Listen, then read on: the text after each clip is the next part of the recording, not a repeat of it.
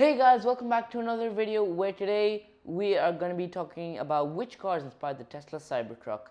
So let's jump right into it. Now, what is a Tesla Cybertruck? Well, it came out about a decade ago, way back in 2019. Man, that was a decade ago. Wow. Anyways, it came out on November 21st of 2019 and it was just an instant success, right? People were like, whoa, that's a really special car. And today we're going to be talking about which cars inspired the Tesla Cybertruck.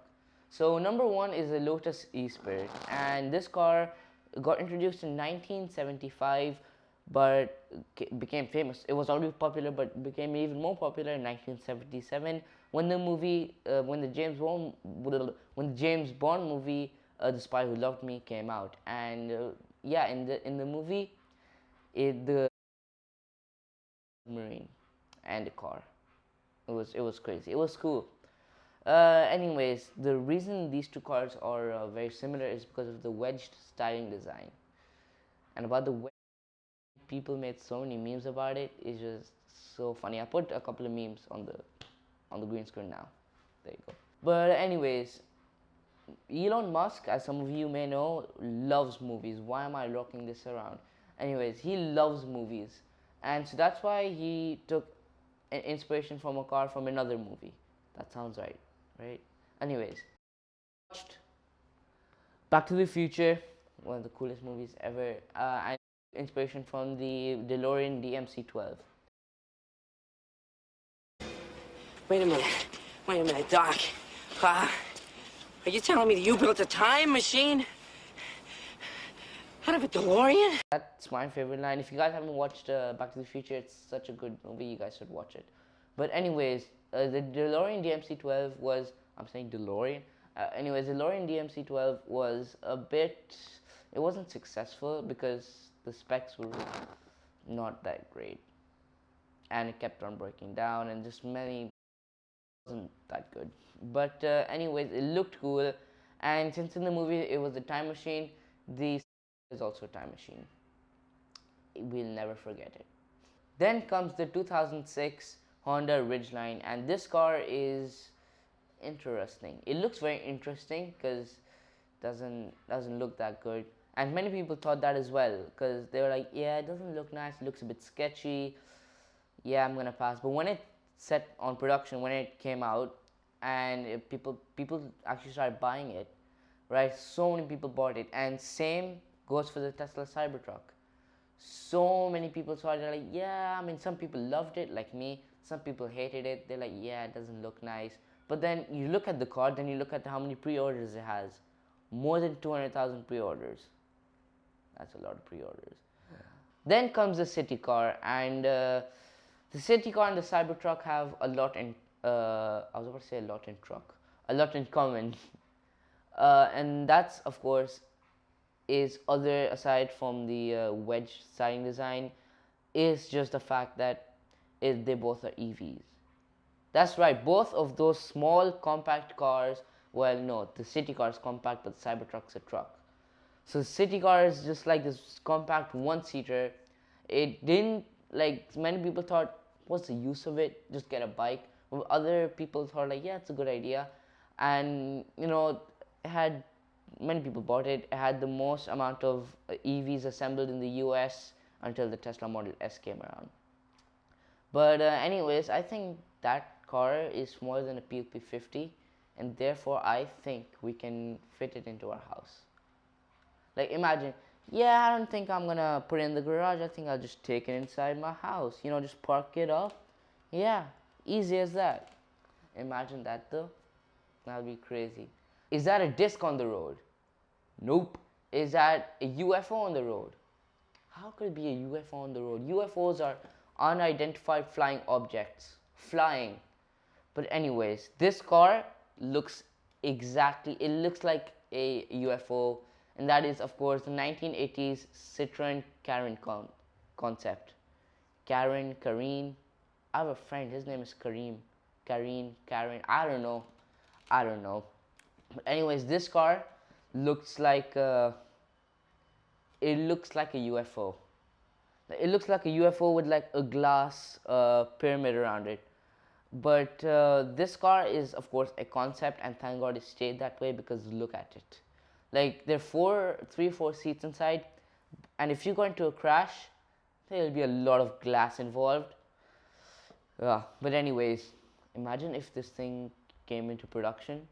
What if people like, if it came into production, some people had it.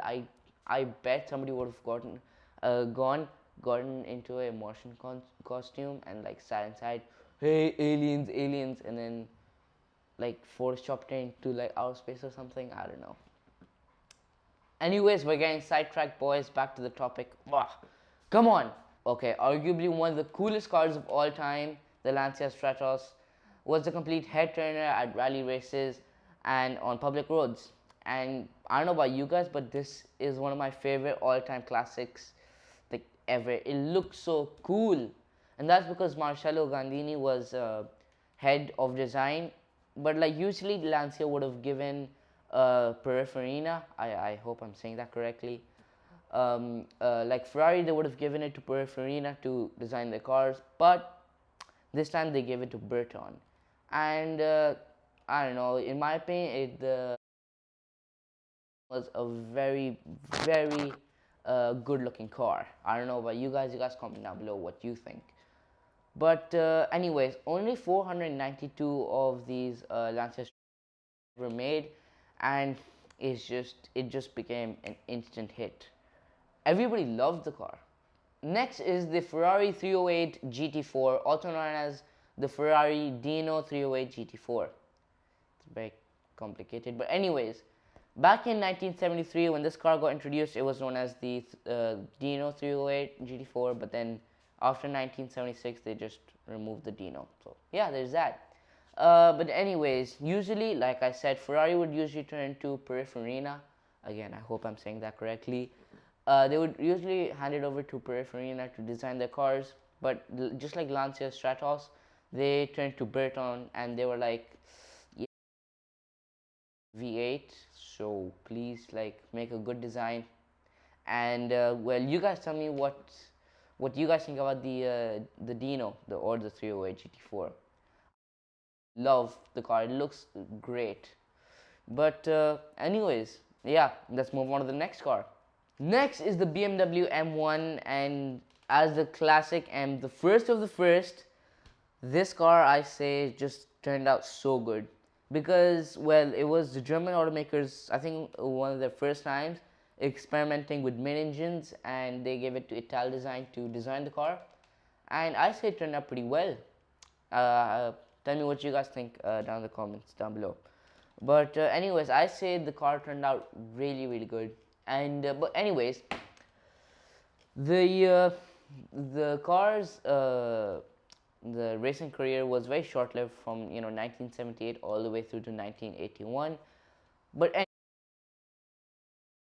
and if you guys are wondering why it looked very similar to the DeLorean, well, that's because it was made around the same time as the DeLorean. Why am I doing this? It was made around the same time as the DeLorean. That's why they look very similar. But it looked better, in my opinion. It looked better than the Time Machine. Yeah. The Porsche Tapiro is just a phenomenal car. Of course, it came up before the 928, Porsche's 928. And Porsche wanted to experiment a little bit with wedged styling design. So there's that. But anyways, the car had a mid-engined flat six, and that would give you 220 horsepower, and that's pretty reasonable. But again, I say this car is not mainly on performance, but more on the looks, of course, because the wedge styling design. But anyways, that's it for this video, guys, and I will catch you guys in the next one. Zad Ahmed out. Back to the good old signature sign out. Well, peace. Yeet. I have to do it the other way. Bye. See ya. Yeet.